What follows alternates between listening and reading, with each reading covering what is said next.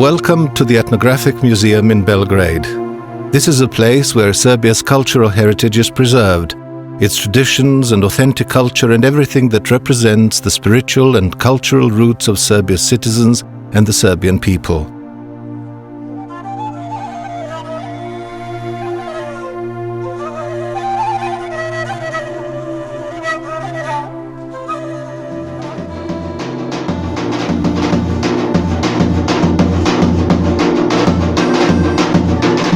Flintlock rifle. I'm a flintlock rifle. I'm made of wood and steel with brass ornaments. In the Ottoman times, life was hard and uncertain. That is why movable property like me was very valuable among the Serb population. They used me for hunting and in battle, and I was often part of traditional practices. Those who could handle me well could shoot an apple on top of a tall pole at any wedding. For men, the most important status symbols were richly decorated firearms and good horses, which in the old days were used for getting around. Some of these things remain the same still today. Don't you agree? I was discovered by Nikola Zega, who at the time worked as an illustrator for the Ethnographic Museum during his field research in the vicinity of Valjevo. 1902 was the year. Back then, researchers collected artifacts for the first international exhibition of historical and modern costume in St. Petersburg. Well, that is my story in brief.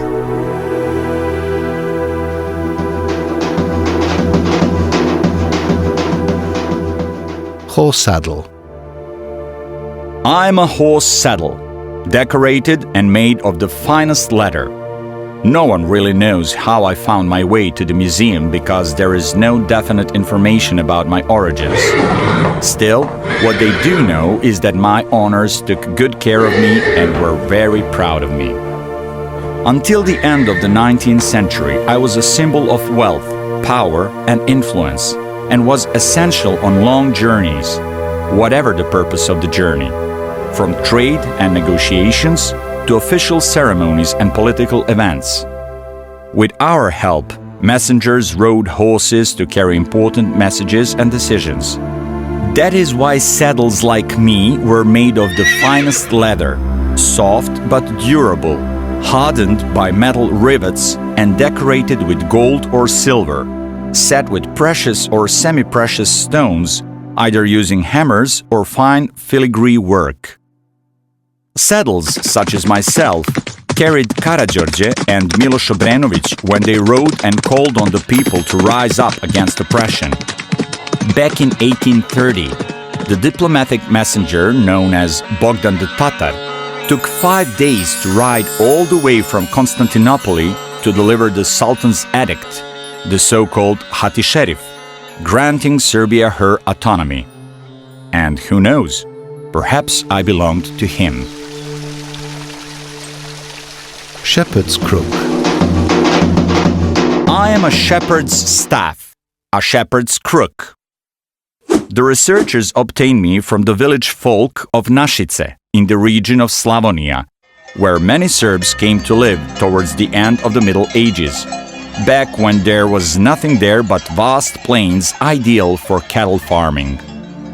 I was made by an old farmer who carved me out of Slavonian oak tree as a reminder of our tradition of cattle farming and our historical identity. I am decorated with images of acorns and leaves, butterflies, birds, and animals. I also bear on me an equal-armed Orthodox cross, because faith was an important part of the everyday lives of village folk of those times. On my back, I bear a coat of arms with a two-headed eagle, which was carved later on, in 1929, some years after the Kingdom of Yugoslavia came into being. Oakwood boat. I am an Oakwood boat. I am a true copy of a Danube river boat. I have my bottom and my sides and my ribs. My bottom is flat, but it narrows and rises at the bow and the stern. My sides are slanted and flat, and they are attached to the bottom with 14 frames or ribs placed across and along. My bow is pointed, the stern is lifted and slightly slanted, and on the outside I am painted all black. This is typical for the boats used by the fishermen of the Danube. Inconspicuous and silent, but strong and resilient as they bravely slew many thousands of waves on the mighty river. They are very proud of me at the museum because I was a gift made by the world-renowned mathematician Mihailo Petrović, better known as Mika Alas. In addition to all his scientific achievements, Mika Alas was also a passionate fisherman on the Danube who ended up becoming an official fisherman of the Danube and received a writ to that effect which, at the time, was harder to obtain than a university degree.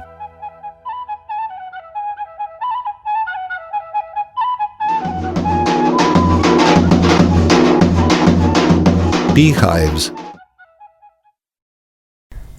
I'm a beehive, a so-called trmka, named after a trmka, which is the word once used for a simple wicker basket. I too am a trmka beehive. We are cone-shaped and have been woven using branches of vines and then covered with a layer of dung to turn us into hardy and warm homes for bees. We have a small handle on top, and our bottoms are woven in a straight line and enforced with wire. Beehives like us were used in many parts of the country until recently. Since bees are considered sacred in the Christian tradition, their home is supposed to represent the unbreakable bond between man and God. That is why we were often decorated with scenes from the Bible and iconographic compositions, especially that of the Mother of God, but also with scenes from everyday life. My front is made of pine wood and decorated with the image of the Mother of God and Jesus. On my left, I bear the year of 1870. My front is also made of pine wood, but it bears a scene of everyday country life. On the left is a picture of a woman in front of her house, and on the right is a picture of her village. Threshing board. They call me Digman, or Dickman, or Dickian. But I'm really a threshing board that villagers used right up to the 20th century. I was carved towards the end of the 18th century from beechwood, and my blades are made of quartz spikes and metal. I'm made up of 2 planks with bent ends, like in a sleigh, with bits of flint and metal plates along the bottom, like those on ox shoes.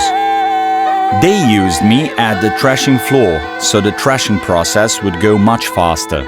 A man or a woman would stand on top of me, and oxen would then pull me around in a circle. Threshing boards have been used in this part of the world for centuries, even at the time of the prehistoric site of Vinča. Hans Dernschwam mentions us in his travelogue of 1555 as something often found in the region of eastern Serbia, Macedonia, Bulgaria, and Greece. I became a part of the Ethnographic Museum collection when I was gifted to the museum by the Serbian army during the Balkan Wars in 1912, and they found me when they liberated the town of Kriva Palanka.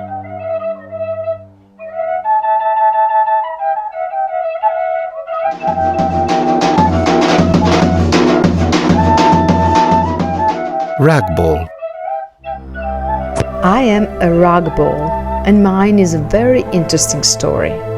The collection of children's toys at the Ethnographic Museum first came into being only in 1958 on the occasion of an exhibition entitled Children's Toys by Milica Matic. Many toys were collected from all parts of the country because of this exhibition.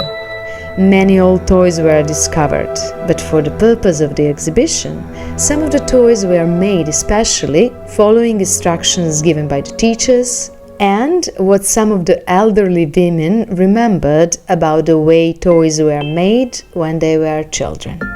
Seeing as these toys were made employing the same methods used in the past for children to play with, the museum considers them to be some sort of replicas. My place is among these replicas, and I was made using socks, all tied up with string, more than 65 years ago. Balls have existed as long as humans have, and they have always attracted the attention of children.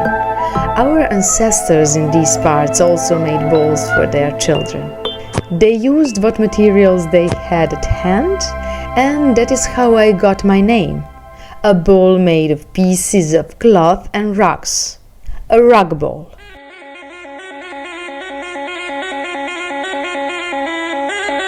Fire steel.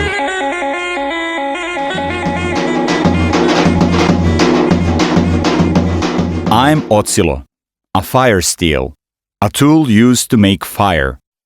They say I was made of steel by a blacksmith in the 18th century, and I was acquired by Nikola Zega in 1923 when he was collecting artifacts for the museum collection, which he believed were important for the Serbian cultural identity.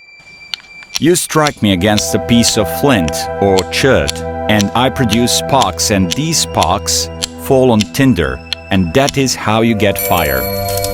I was not so necessary to use inside the house because there was always a fire burning in the heart of the house, and they did not need to light a fire every day. But I was an essential tool every time people needed to sleep outside so they could make fire to keep warm. They also used me to ignite tobacco in their pipes. Back in the Middle Ages, I became a key element in Serbian heraldry.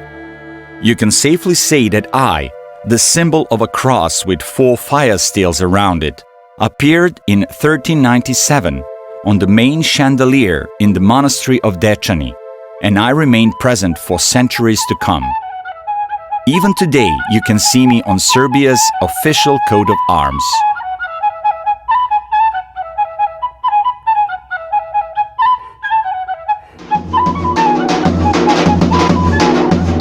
Apron. I'm an apron, also called pregača or skutača, woven from pure red wool in the second half of the 19th century. Women normally wore me over a shirt, and I'm decorated with long red, yellow and blue tassels. The weavers wove different geometric shapes into me using white cotton and gold thread. I was discovered in Gornje Selo, near the town of Prizren, and I was acquired by Sima Trojanović, who wanted to exhibit me at the International Costume Exhibition in St. Petersburg in 1902. He was the first person to have a degree in ethnology, as well as being the first director of the Ethnographic Museum.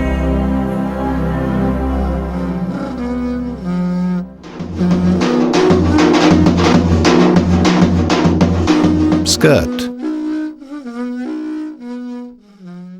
I'm a skirt or a boshcha. I was made in the second half of the 19th century, and I was normally worn by married women.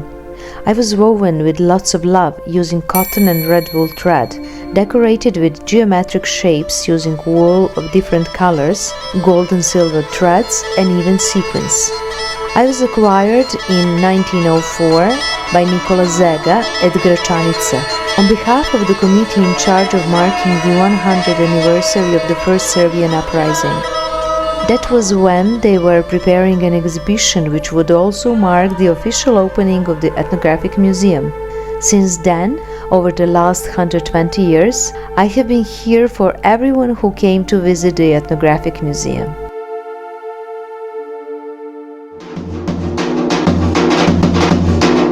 Jelek vest. I am Charles Fairman or Jelek Vest. I was made in 1943 at Banjani near town of Ub in the workshop of Milovan Stajković. My little owner wore me on the anniversary of the death of King Alexander I Karađorđević when he recited a heroic poem in a school production.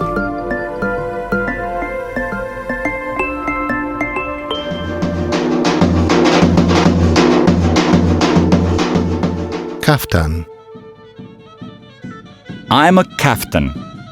I once belonged to a well-to-do family living in the first half of the 19th century, and I was worn on special occasions. My life was rather interesting, and I spent a lot of time in different houses and witnessed many things.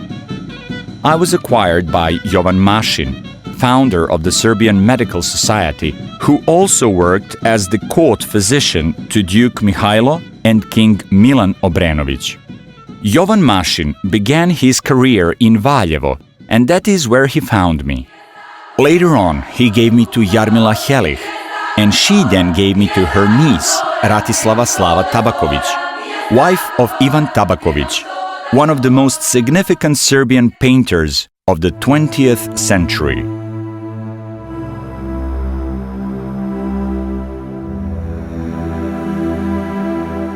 Tepeluk disc with pearls. I'm a tepeluk disc, a special piece of clothing worn by city dwellers.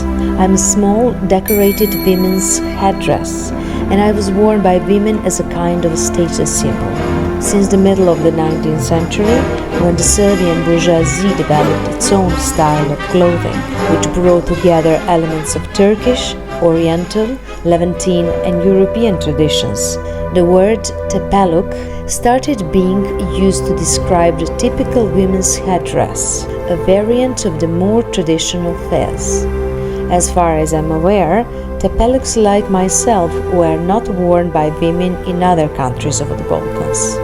We were normally decorated with elegant jewelry, such as rings for veils, which were then attached to the tepeluk, a brooch resembling branches covered in blossoms, as well as earrings. On the day of her engagement, a bride would receive an engagement ring and a tepeluk, such as myself, as a wedding gift. But women wore me for the first time, together with a ring and a brooch, only after the wedding. So, as a set, we clearly indicated the social status I represented.